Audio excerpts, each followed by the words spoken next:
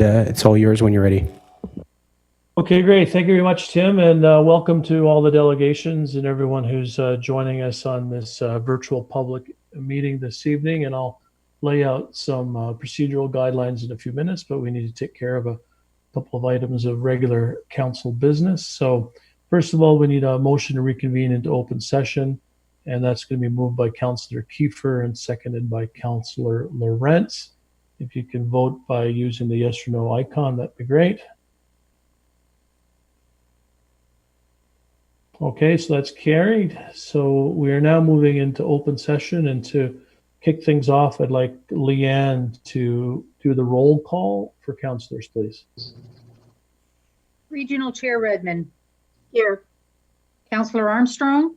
Here. Councillor Clark. Here. Councillor Erb. Here. Councillor Hutchison. Present. Councillor Galloway. Here. Councillor Harris. Here. Councillor Jaworski. Here. Councillor Jowett. Here. Councillor Kiefer. Here. Councillor Lorentz. Here. Councillor McGarry. Here. Councillor Nowak. Here. Councillor Shantz has given her regrets. She has a budget meeting at Woolwich Township this evening. Councillor Strickland. Here. And Councillor Verbanovic. Councillor Verbanovic. So all members present except for Councillor Shantz and Verbanovic. Thank you very much, Madam Clerk, and thanks once again to all my colleagues for agreeing to participate in this public meeting, this additional public meeting this evening. We are very much aware of the heightened interest in the police services budget this year for a variety of different reasons, and we're here to listen to the delegations this evening. We've made time in our schedules because we recognize how important this is to our community, and we want to share in our learning from our community here this evening. There'll be no decisions made tonight. Decisions will be made on the January 20th budget meeting next Wednesday. In terms of the delegations, for those who have registered prior to noon today, you will have 5 minutes to speak. If you registered after the deadline, you will have 3 minutes to speak.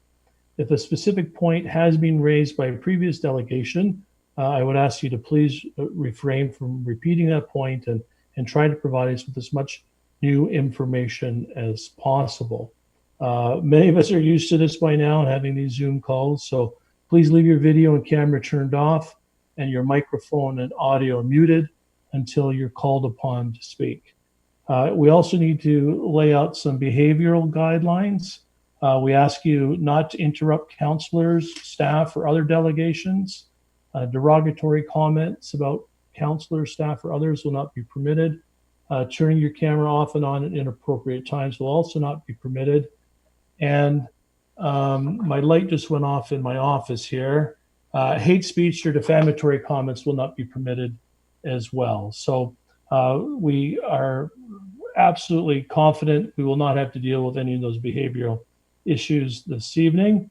And we welcome all of your delegations, and we're looking forward to your input and discussion this evening. You may receive a question from a councillor as well. So with those guidelines in place, we're looking forward to the evening. And we'll start by asking Benjamin Diaz, our first delegation, and you have 5 minutes, Mr. Diaz. Councillor Strickland, I'm not seeing Benjamin in the room here. Okay, thank you. We'll go next to Beisan Zubi. Welcome, Beisan. Hi, it's Beisan. We totally ran against each other in the election, so you yes, should. I remember that. Sorry about that, Beisan. Okay. Sorry about that, Beisan. No worries. Hi, I'm Beisan Zubi. As I just mentioned, ran for regional council in 2018. I live in Uptown Waterloo, where I am currently fighting a rent eviction. And I am speaking as an individual today, even though I want to put it out there on the record that I support Reallocate Waterloo Region and the work that they are doing, and I commend them for being able to extend that olive branch and their patience in that matter. A little bit about how I'm going to be framing my comments is that I am an intersectional feminist.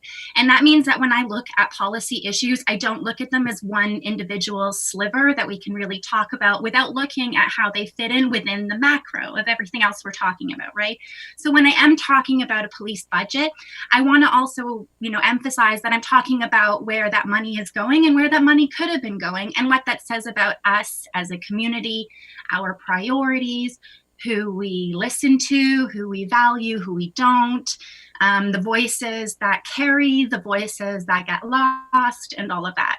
So really to frame the comments to come, ahead is this is about, whose experiences in the community that we are valuing and we are raising up. And I think that that's a really important context to look at when we're talking about police funding, but also any funding that the region is doing in any way that we as a community are deciding that our most, tangible resource, funding, is going to go to.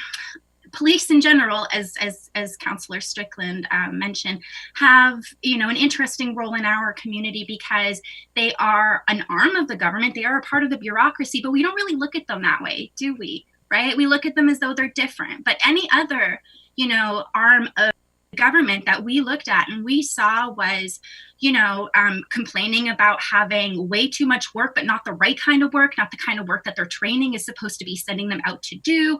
If they were that the nature of the calls that they were fielding were not in keeping with what they thought that the nature of their department was supposed to be doing, we would be looking at how we would be changing those funds and restructuring that organization so that people who were best suited to be doing that work would be doing that work. We wouldn't be talking about how we could throw more money at the problem year after year to, account for inflation. We would be actually talking about systemic change here, but we're not doing that. And why is that? I really think it's because of the really strong communications arm that the Waterloo Region Police have. If you look at just the amount of stories that we see coming out all of the time, you can really see that that is a huge part of where our tax dollars are going, is just telling us all of this stuff and having that communication out there. So that's somewhere where I would maybe suggest trimming the budget. I can also say that when we talk about priorities and we talk about what we fund and what we don't fund, 2 years ago, I had the honor of being asked by, a regionally affiliated group, the Housing Homelessness Umbrella Group, to be part of their No More Chronic Homelessness campaign here in the region. And we pledged that by this year, there would be no more chronically unhoused people in our region. And we have not hit that goal. And yet we're talking about a $2 million increase when we're failing on our promises. And I will also note that Chief Larkin and I were both ambassadors for that campaign. But the difference between Chief Larkin and I is that I don't really have the power to move that much money or any money, really, and restate any priorities. That's not within my control, but it is within his control. So I want to talk about priorities in the leadership of this community because I think that's what it ultimately comes down to.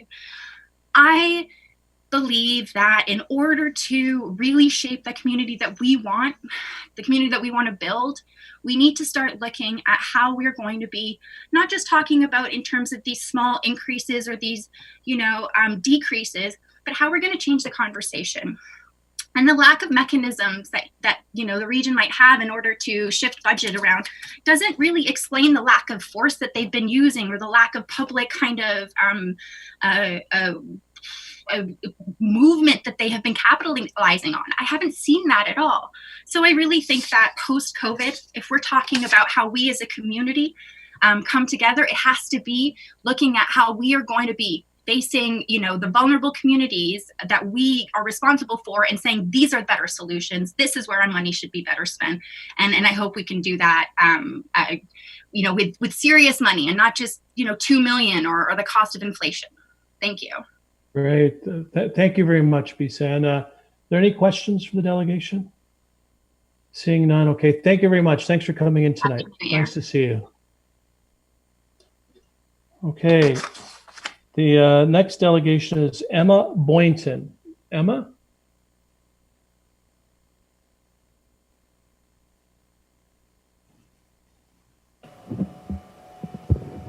I'm not seeing her in the room either, Councillor Strickland.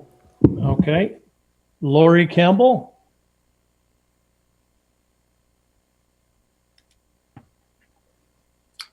Hi, Tansei, Nia Laurie Campbell, Nia Two-Spirit Nehio, and a member of the Indigenous community within the Waterloo region, which resides upon the Block 2 of the Haldeman Tract, the Treaty of 1784, which promised this land to the Six Nations, including 6 miles on either side of the Grand River. Research shows alarming rates at which Black, Indigenous, racialized, and poor white folk increasingly die at improvements created by police reform projects. Tactics of training police officers to prevent crime are not working, and we pay the price, often with our lives or the lives of those we love. This evening, I focus my delegation on the role and contribution of community safety models designed as an alternative to police response for nonviolent crisis. Community practices of knowledge, along with research, confirm that people from within the communities they serve are an effective vehicle of crime prevention through their focus on engagement, relationship building, de-escalation, and ability to make connections to upstream services. Black, Indigenous, racialized, and poor white folk who participate in these community safety models indicate their participation is underpinned by a commitment to their own community and a desire to enhance crime prevention and community safety. This work is seen as an extension of our commitment to our communities. We know what we need best, and I ask you to reimagine the public safety response continuum by investing in a community-based response. I present 4 documented public safety models that not only free up police to do actual police work, but programs that create healthy communities through building positive relationships while assisting Black, Brown, and poor white folk, sheltered and unsheltered, in urban settings. The Bear Clan Patrol in Winnipeg. This program runs in key hours of the evening, bringing a non-threatening, non-violent presence to the city for community members. The program allows community members to offer something back to the community by taking back responsibilities of protecting our own and those within our community. The Bear Clan has intervened on thousands of incidents that would have otherwise brought in police, often causing escalation and ending with brown bodies in cuffs, or worse yet, murdered. The Sweetgrass Patrol in Vancouver, BC began this last summer, again focusing on a de-escalation crisis intervention community of practice delivered through an Indigenous lens. The positive outcomes have gained support from many city councillors who are looking to allocate resources to the program early this year. The Crisis Assistance Helping Out on the Streets program, otherwise known as CAHOOTS, in Eugene, Oregon, operating for over 30 years. These teams consist of a trauma-informed medic and a crisis worker who provide immediate stabilization in case of urgent medical need or psychological crisis. The support team assisted response program in Denver, Colorado, otherwise known as the STAR program. This program diverts some 911 calls away from armed officers to a team consisting of health paramedic and a social worker. Since its inception in June 2020, it has successfully diverted hundreds of calls from police officers in matters that don't threaten public safety and are often connected to unmet mental or physical needs. There have been no instances to date where police have had to be brought in on these calls in Denver. The common thread on these programs is the removal of police from situations that they themselves acknowledge they are not skilled to attend to, but also removal from situations that their very presence creates a more dangerous situation, which often leads to criminalization or death of our relatives. Let me remind you that the intergenerational PTSD of the very presence of a police officer causes a physiological fight or flight response in many Black and Brown people. My grandmother was stolen from her home by the police, sent to be physically, sexually, and psychologically abused at residential school. My mother was taken by police, not to mention having been sexually exploited by police. I was stolen by police, sent to grow up outside of my culture and my community, and subsequently, so were my 6 siblings. At any given time, I could list you up to 5 individuals within my immediate family who are unsheltered and often criminalized for crimes of poverty or trauma that has been a result of police interaction. This provides me and thousands of others within our region who take on this type of community work to be in a unique relationship with our communities, one that police will not ever achieve. But if the ultimate goal is indeed community safety, then it is clear it is time to step back. Reimagining the public community safety response continuum is necessary, and it requires that the WRPS budget as proposed must be supported. I asked the region to request a resubmission by WRPS with a 0% increase, and for the region to invest in the community by having community-developed 6-month public community program that is decoupled from WRPS entirely. We know ourselves best, and we are best to serve our communities. Thank you. Thank you very much, Lori. If you can just stay on the line. We have a question, Councillor Galloway. Thanks, Lori, for coming tonight. Lori, when I was in Winnipeg with the Crime Prevention Council, we visited the Bear Clan Patrol, the Bear Claw Control, and I'm wondering if you feel that in our community, and I was certainly quite impressed with that. So I'm wondering if you think in our community we have enough. The demographics would warrant something similar for the Indigenous community, or of course we're also considering, or Reallocate is considering, other kinds of community safety models for other neighborhoods and communities, just specifically in regards to the Indigenous community. Absolutely. I mean, certainly myself and the dozens of other people, Indigenous people in this community that I was working with as COVID first had its onset of, many of you might have saw the hundreds of pieces of fry bread that I was making on a weekly basis to deliver within the community. It has, I guess I would say that on a very shoestring budget of no resources, the community has been doing its best with our community members.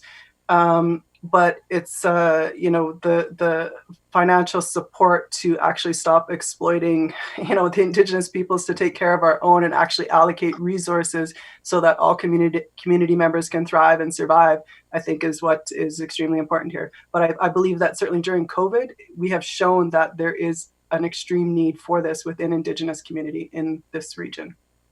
And so the $5 million that we are allocating in this year's budget for our anti-racism initiative, do you think that something like that could be one of those initiatives that comes out of that? Or I don't really see like addressing anti-racism, which is actually addressing issues that white folks are doing and causing harm to our communities, isn't actually investing money in Indigenous or Black communities to so that we can be healthy and to have the basic needs that we need, whether it's shelter, food, access to education, all those sorts of things. Those are like kind of two different things, right? Okay, thank you. Okay, no further questions. Thank you very much for coming in this evening, Lori, and thanks so much for sharing your perspective and your journey. We really do appreciate you sharing that with us tonight. Thank you. Okay, next we have Mike Morrice. Mike, welcome. Thank you. Good evening, councillors. Wanted to start by saying thanks to Lori for her leadership and emotional labor and expertise. Also wanted to say thanks to all of you for your decision earlier this week to provide this second opportunity for public input on the police budget. I really appreciate the chance to speak with you all this evening. To begin, I wanted to reiterate that some of us have more at stake in this decision than others. Over the last 20 years across this country, Black and Indigenous people have been disproportionately killed in encounters with police at 4 times their proportions of the population. This includes people like Regis Korchinski-Paquette, Chantel Moore, Andrew Loku, and Ijaz Chowdhury. These are people who needed a mental health responder and instead lost their lives. As a white cisgendered man, I have never lived in fear of a wellness check. Over the past number of months in the public conversations on this topic, I've seen some common ground begin to surface. Common ground between those seeking the reallocation of funds amongst councillors and even Chief Larkin, who has said before that, quote, the challenges were that some of our partner agencies did not have the resources to advance some of these issues, and that we need to, quote, let the police service get back to the basics, investigating crime and doing things we acquired talent to do. He has himself publicly asked, how can we actually transform this to a public health or healthcare-led model? Black and Indigenous leaders across our community have answered this question.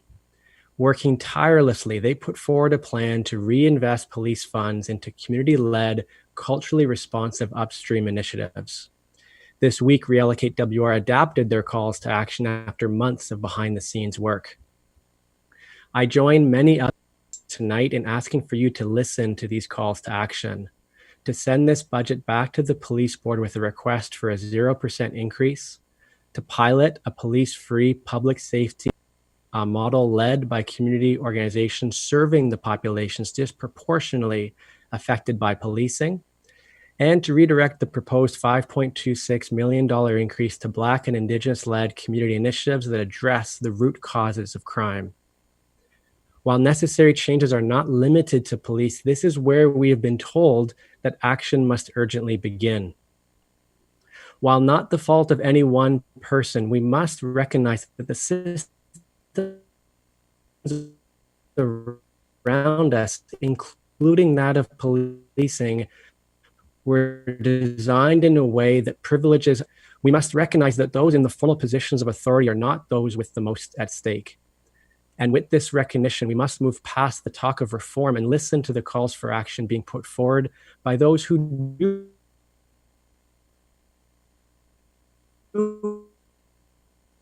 have the most Mike, on the line.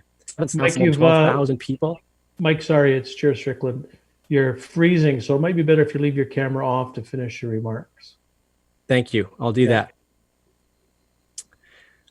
It's now been over 7 months since more than 12,000 people marched in solidarity with Black and Indigenous activists and organizers across Waterloo region, calling out for racial justice.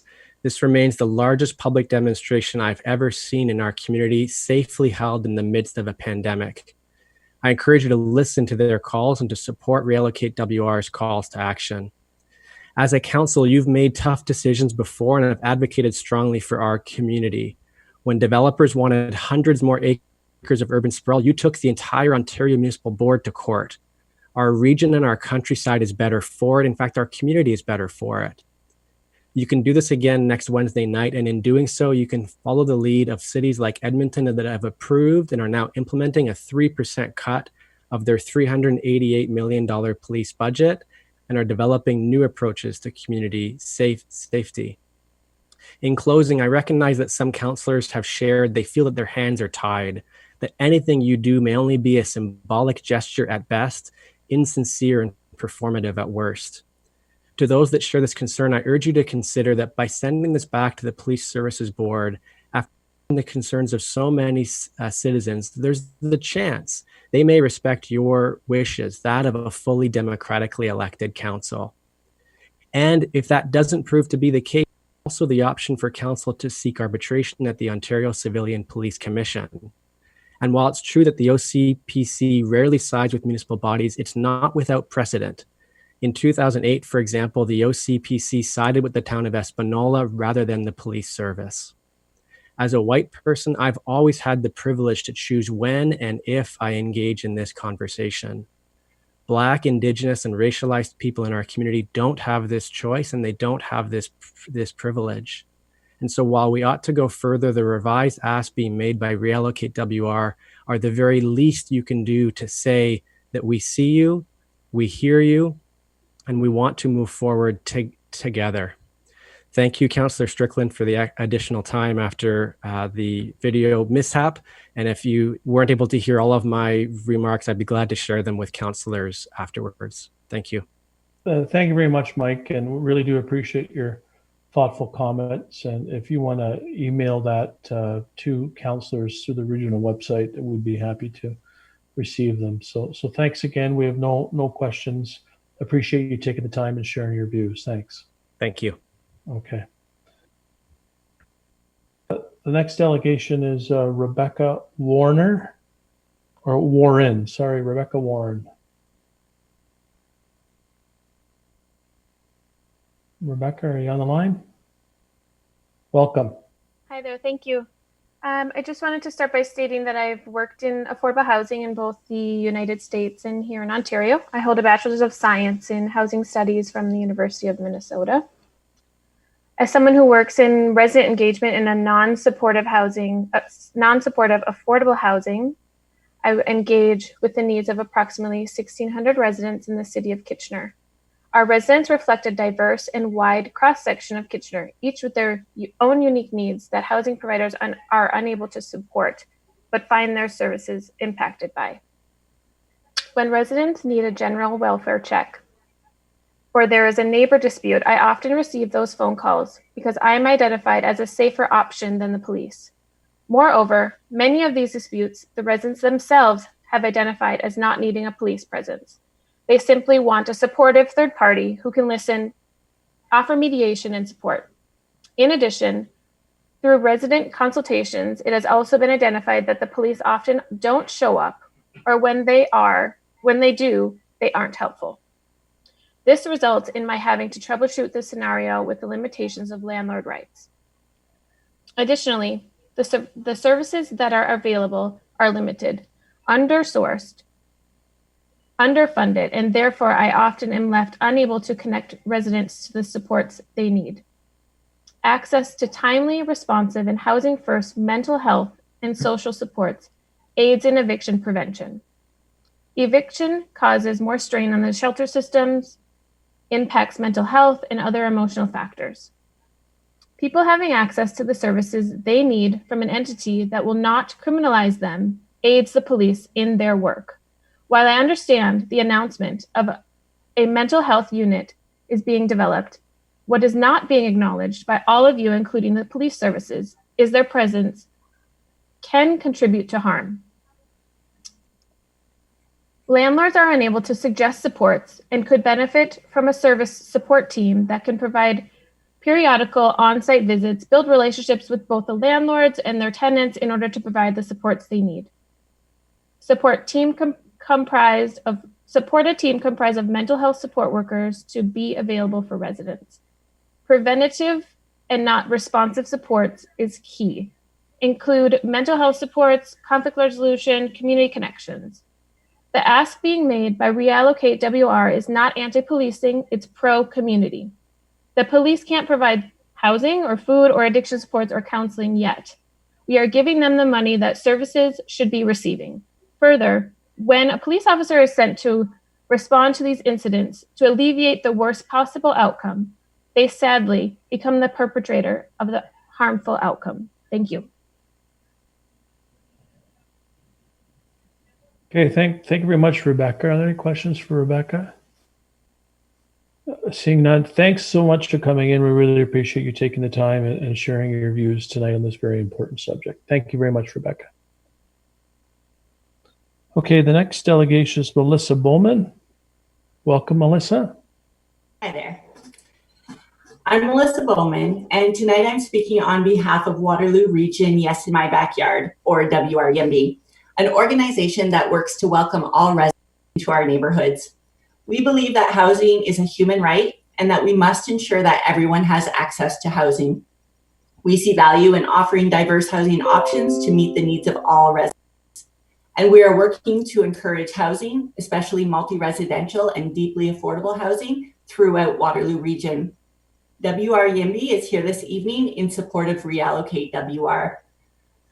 Urban planner and researcher Jamila Mohammed states, the labor of confronting institutionalized anti-Black racism and settler colonialism in urban planning has been shouldered by Black and Indigenous communities who are doing the necessary work to realize more livable cities for all urban dwellers. WRYIMBY hopes to amplify the extensive work that has already been done and build upon that. We know that racism has been at the root of many historical attempts to use zoning to exclude people from wealthier neighborhoods with a majority white population.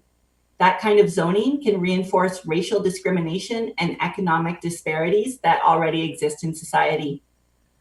We also know that those without access to housing, according to one recent report, have on average 42 interactions with police per year. Helping people who are living on the streets into housing turns out to be better for both the housed and unhoused in our communities and costs a lot less than sustaining punitive policing strategies, which essentially criminalizes homelessness. I think everyone here tonight is looking to build a safer community. Chief Larkin has outlined various initiatives happening in our community that improve safety. He has noted the successes of the Safe Consumption site run by Sanguine in the region. He has identified the importance of housing in creating safer communities.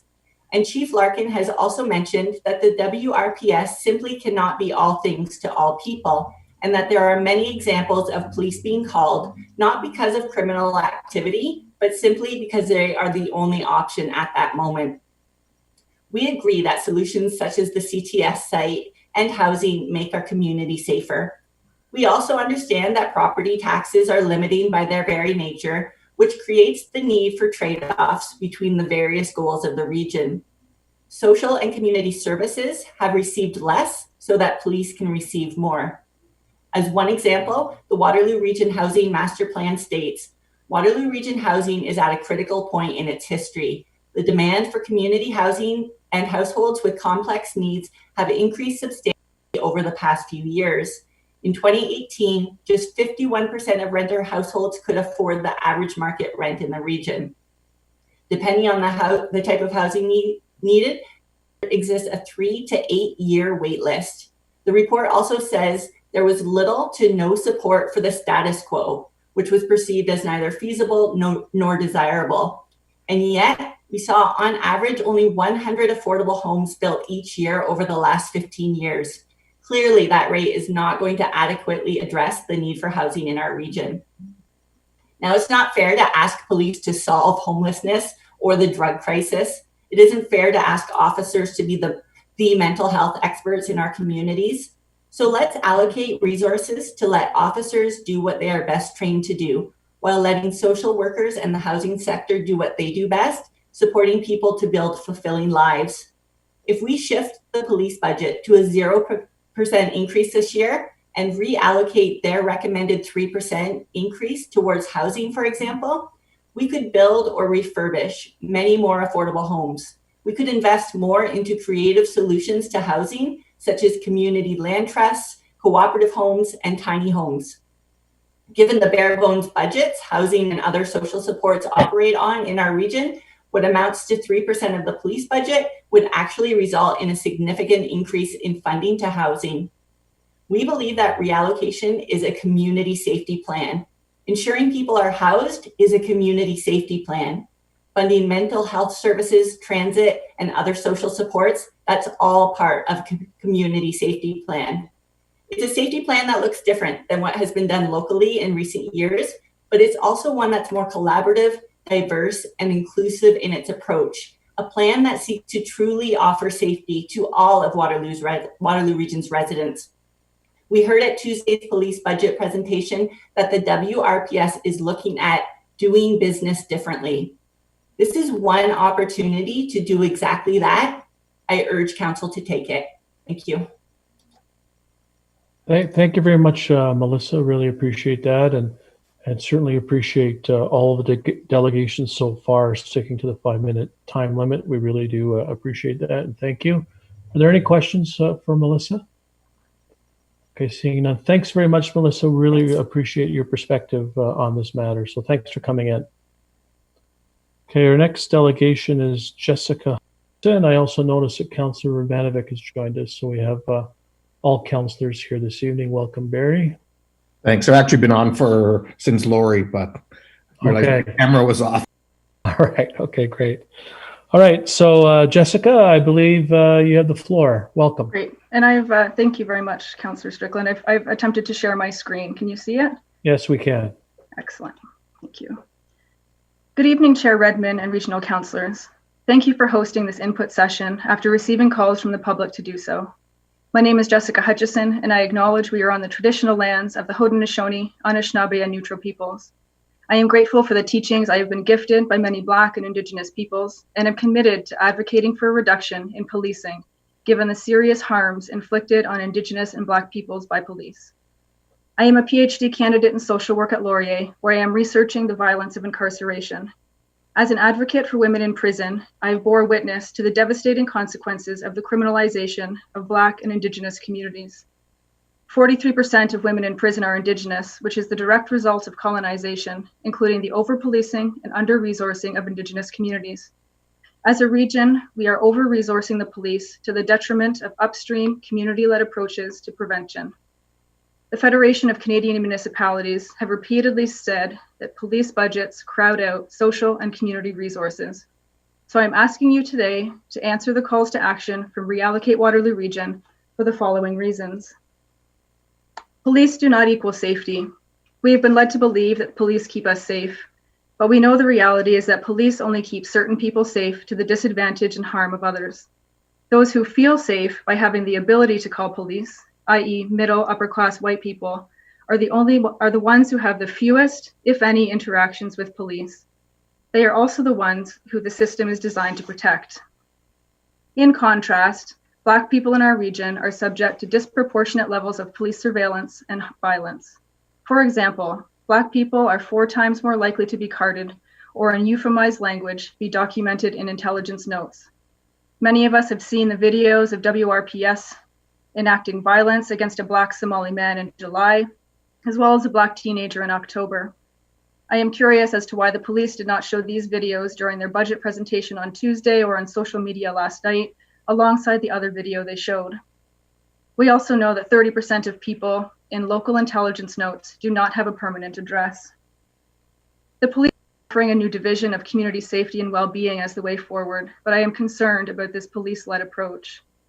I once believed that placing the word community in front of policing made it less harmful, but research shows that community policing is actually more harmful to people already disproportionately harmed by police. Community policing is not the same as community-led safety initiatives. Embedding police further into neighborhoods and into social service and mental health agencies is a step in the wrong direction. It is akin to putting an abusive spouse in more contact with the woman he is harming, claiming it will make her safer.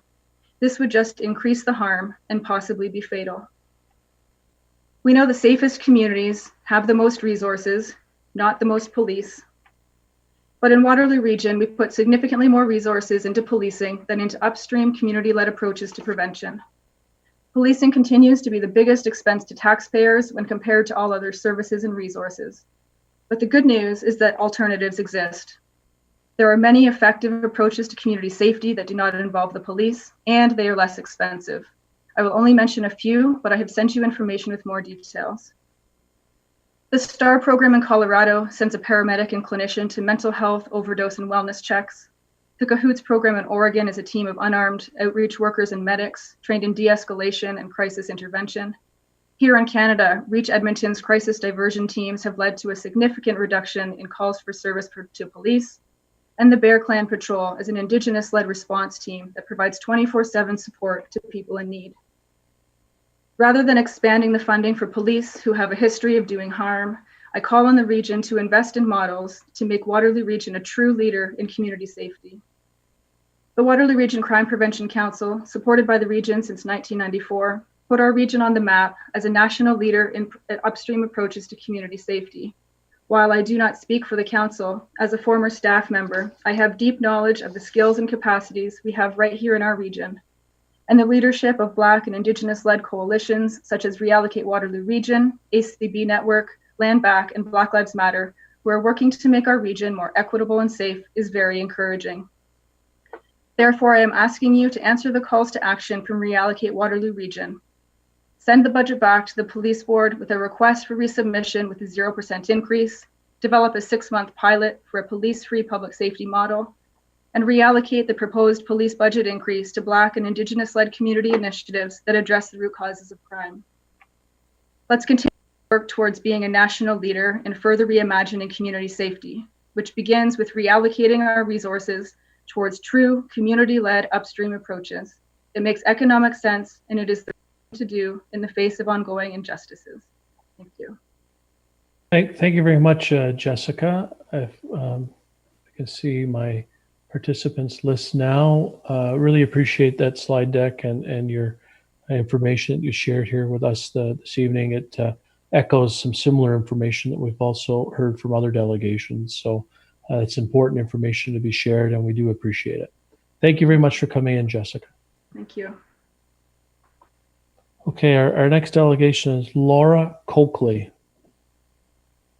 Welcome. Hi, thank you so much for having me. My name is Laura. I'm a Kitchener resident and currently a graduate student in the WRYIMBY Masters of Social Work program. I, along with many of my peers, agree and uphold the calls to action outlined by Reallocate Waterloo Region. I fully support the call to resubmit the proposed police budget to their board with a 0% increase, the development of a 6-month pilot for police-free public safety, and the reallocation of the proposed police budget increase of $5.2 million to Black and Indigenous-led community services, such as family services, education and early childhood development programs, and neighborhood revitalization initiatives that already lack funding and resources to address systemic racism in our region.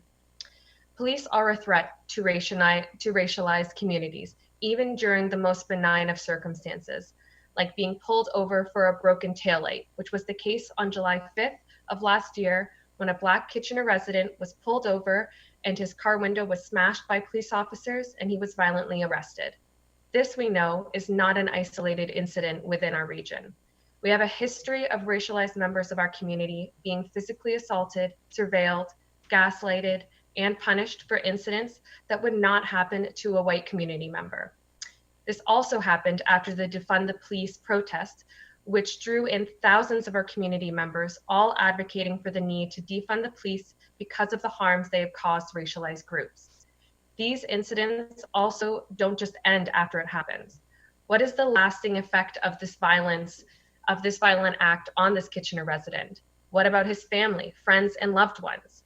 It was reported that this Kitchener resident was not the same after the incident following. And that is lasting trauma that not only harms the individual, but harms multiple generations, causing a ripple effect of trauma.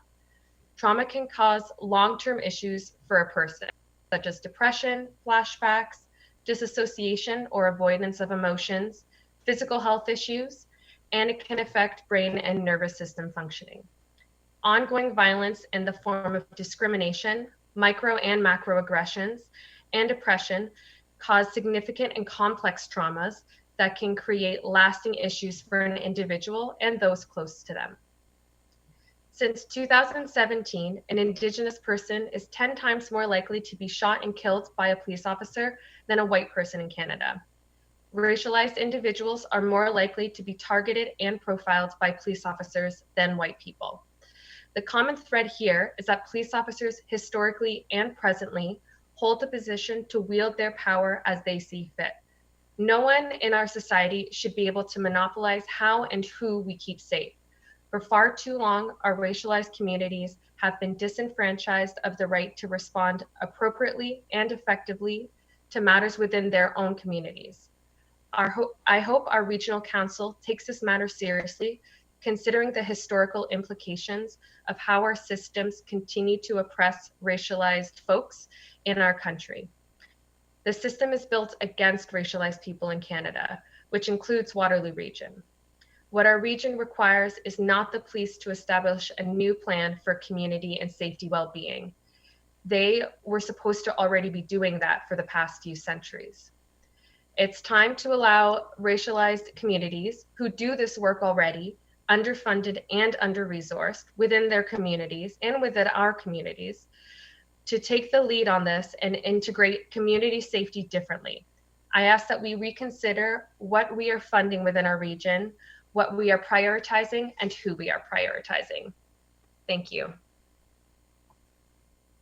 Well, thank you very much, Laura. Thank you very much for those thoughtful comments. There's no questions from council, so thanks again, and thanks for coming in and sharing your views. Much appreciated. Thank you. Okay, the next delegation is Rachel Thevenard. Rachel, welcome.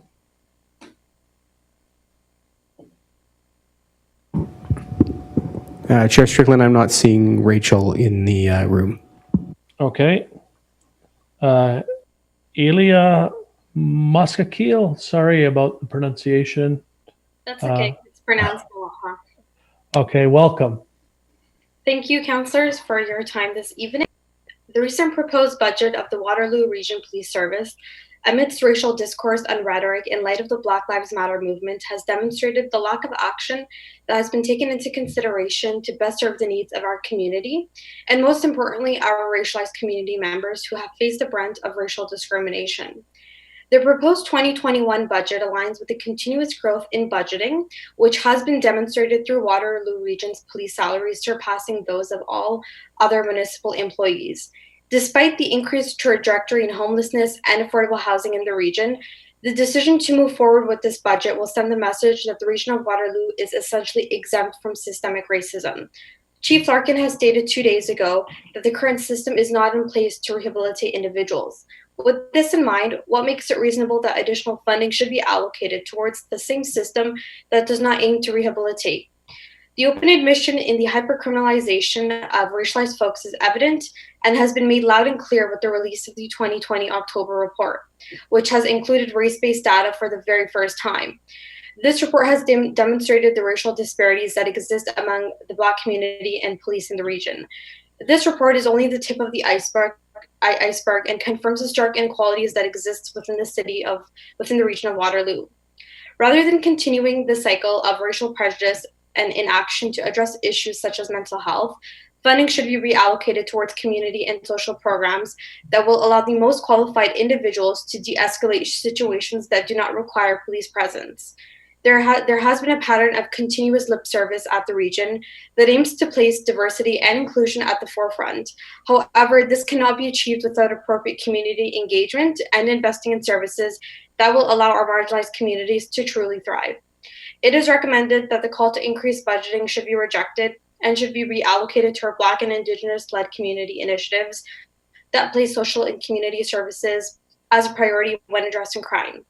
The decision to move forward with this budget, while allowing for cuts in healthcare and social services, will hold our regional councillors complicit in the disregard for racialized communities and their voices or lack thereof to be heard.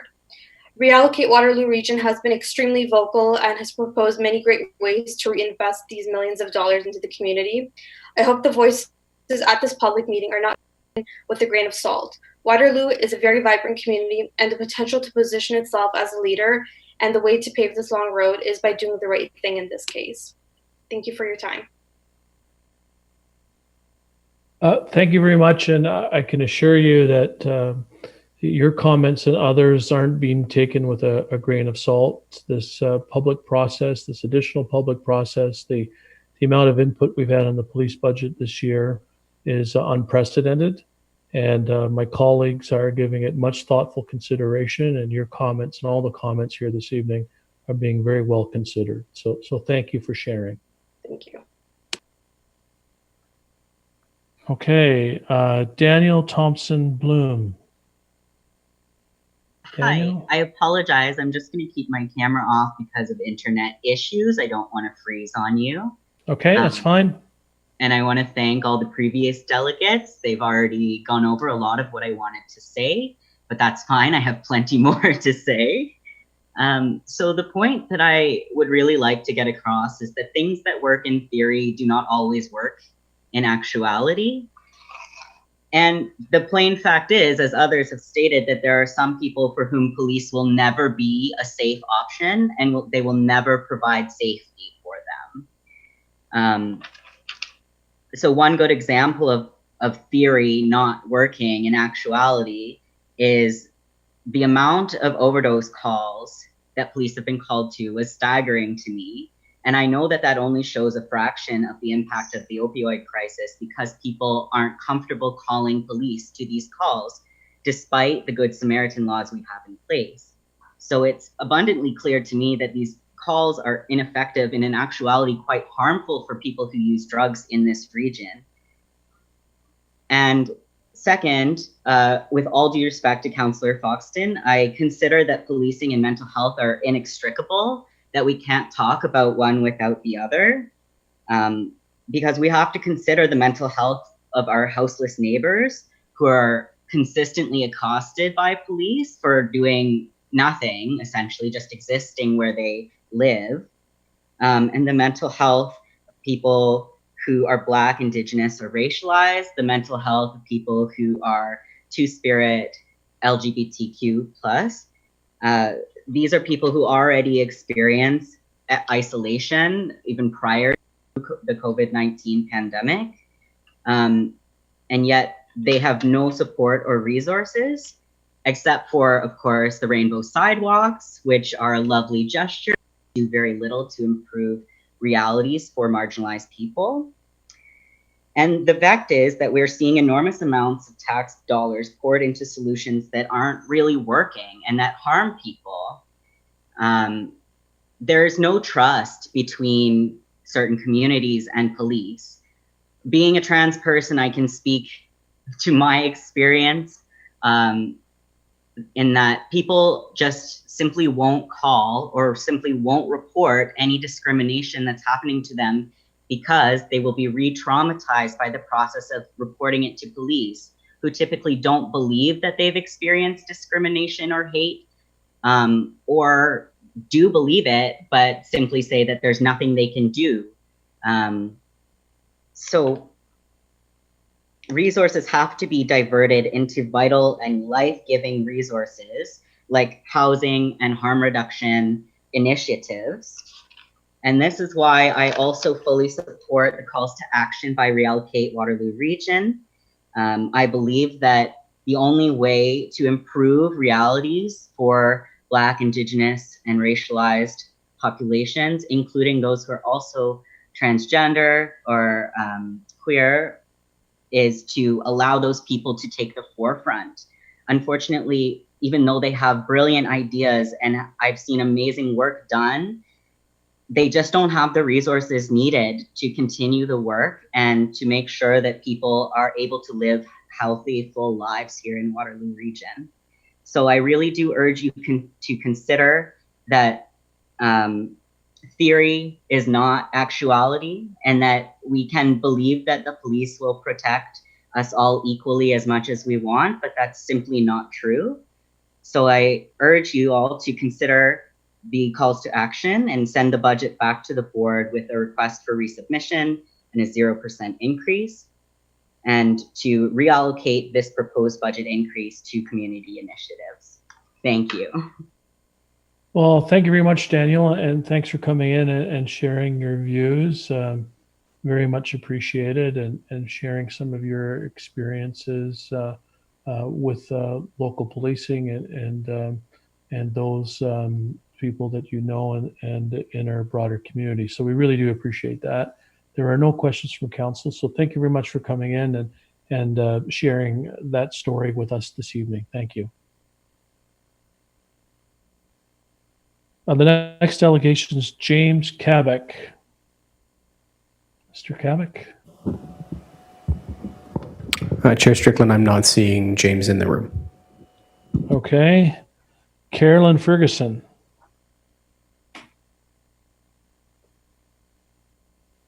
Welcome, Carolyn.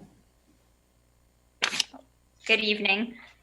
I'd like to thank everyone here for the opportunity to join and participate in this discussion tonight. I echo the concerns of my fellow community members that increasing funding to police services, which already dominates the regional budget, means that community-based upstream services will continue to be underfunded and in some cases will be defunded. In the current regional budget that will be approved next week, we are looking at increasing funding to the Waterloo Region Police Service budget by millions of dollars, while Regional Council at the same time has chosen to shut down our 5 regionally operated childcare centers, which cost a fraction of the Waterloo Region Police Service budget. This is a clear example of one community service being defunded in order to increase funding to a downstream service. In the Waterloo Region Police Service budget presentation, Chief Larkin mentioned that the need for increased funding was related to capital projects and training, but mainly to salary and benefits obligations. One councillor stated that nothing comes cheap today, especially if we want educated, strong individuals who also have the skills of compassion and understanding to be employed by the Waterloo Region Police Service. I'll remind council that just over a month ago, you voted to lay off 62 full-time regionally employed early childhood education workers, professionals who provide invaluable care and education across the region, while at the same time supporting families, namely mothers, return to or join the workforce. Over the past months, community members repeatedly have called for Regional Council to reallocate a percentage of the Waterloo Region Police Service funding to instead support social programs and services within our community. Council has said that they understand and will respond to these concerns. What we're looking at is a 2021 budget that in many parts maintains the status quo.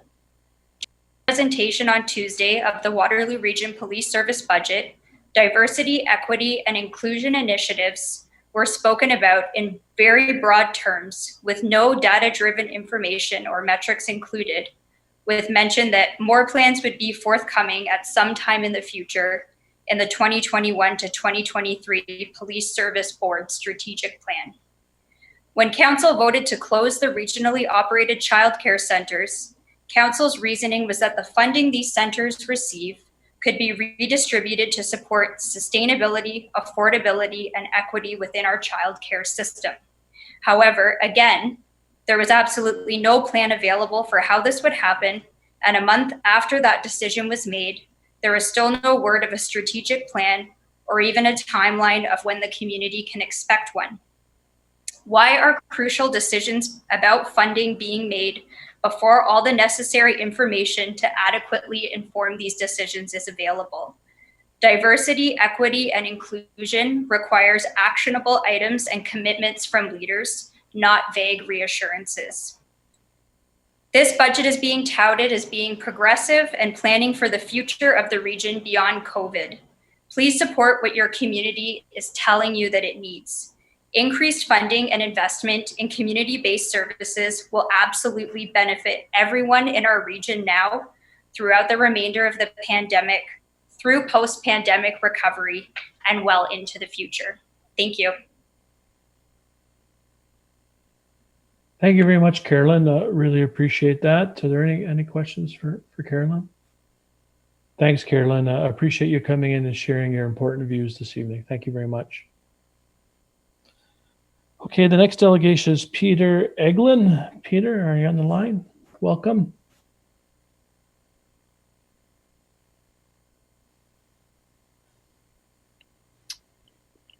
Yeah, we can hear you now, Peter. Let my video start? No video, just hear your voice. Okay. Oh, he says start. Here we go. There you go.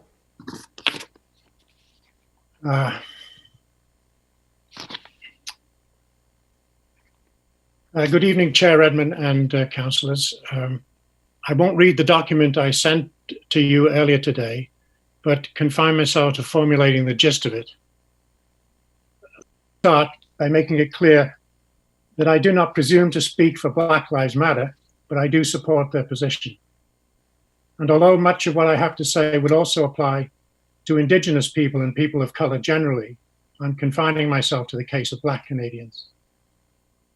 What I want to emphasise is the discrepancy between the 1% or 3% budget increase approved by the Police Services Board and the 15% budget cut originally asked for by Black Lives Matter.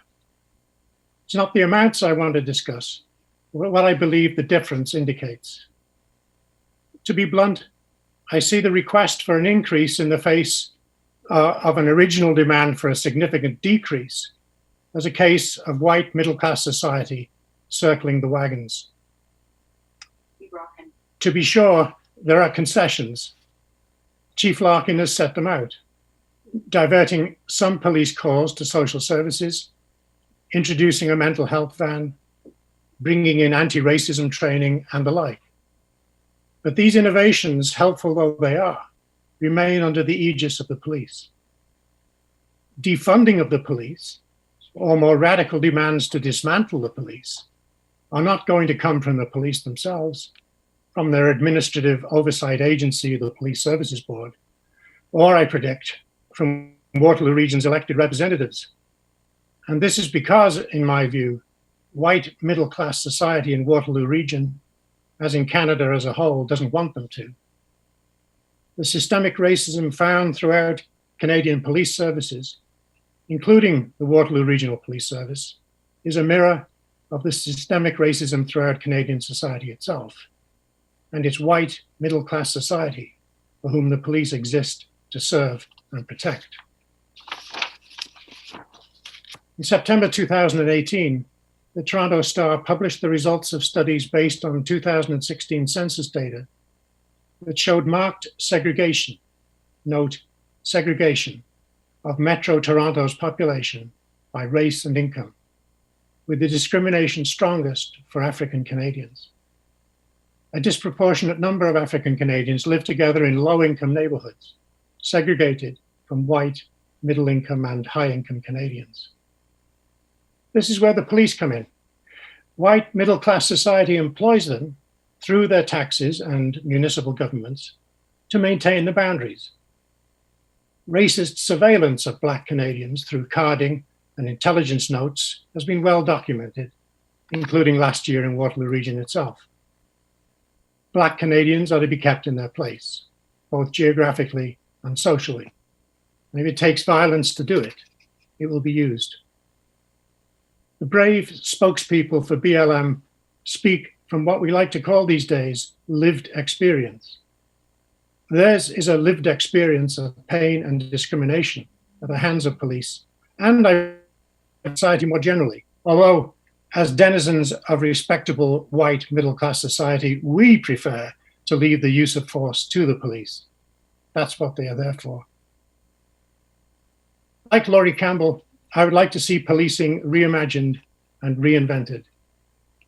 In my case, without uniforms, guns, or other weapons, and staffed by community members themselves, operating out of community centres. I encourage this council to start the process of transition by adopting the BLM budget proposals. It's time. Let me conclude by saying that I do not say any of this out of crude anti-police sentiment or in a cavalier way. It comes out of 40 years of teaching, researching, and writing about crime and criminalization at WLU, including co-authoring a substantial textbook. Waterloo Regional Police Service's Superintendent Mark Kroll was a student of mine, as was Brad Clark, former chief of London's police force, with whom I once wrote a paper.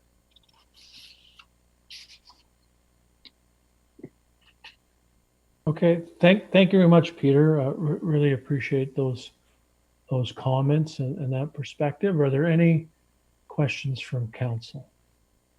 I don't see any, but thank you very much for coming in. Much appreciated.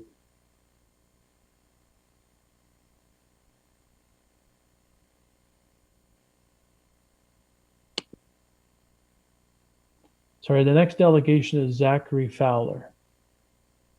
Zachary Fowler, I don't believe is in the waiting room, but I thought I would call for that delegation as well. I'm not seeing him, Chair Strickland. Sorry? I'm not seeing him in the room. Okay. So I'll just go through the delegations who have registered, who have failed to appear, and just call their names additional time to see if they're on the line. Benjamin Diaz.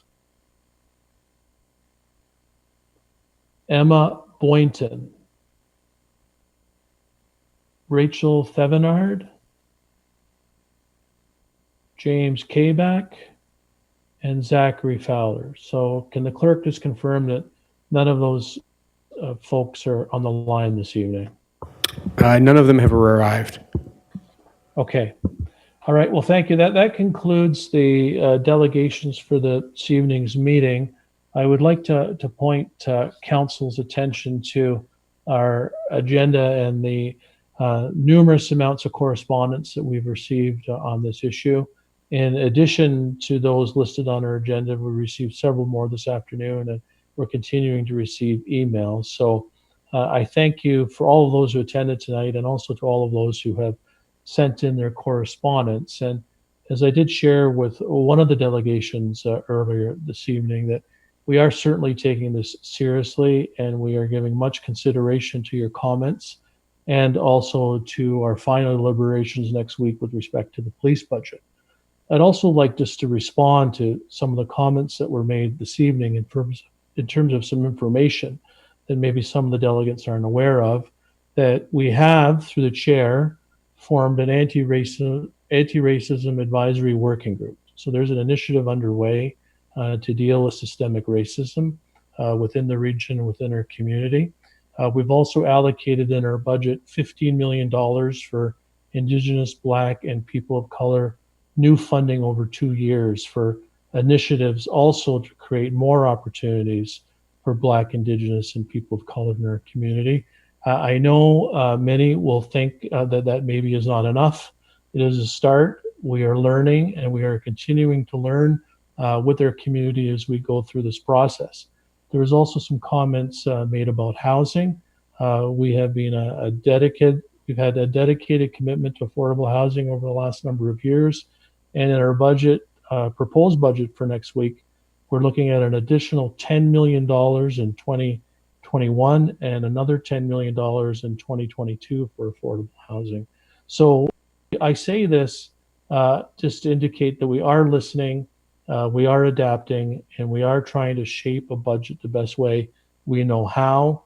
And that includes listening to comments about the police services budget and weighing your comments with the changes that have been shared with us by the police chief. So we're taking all of this into consideration, and we will make our final decision based on your input and our deliberations next week on Wednesday, January 20th.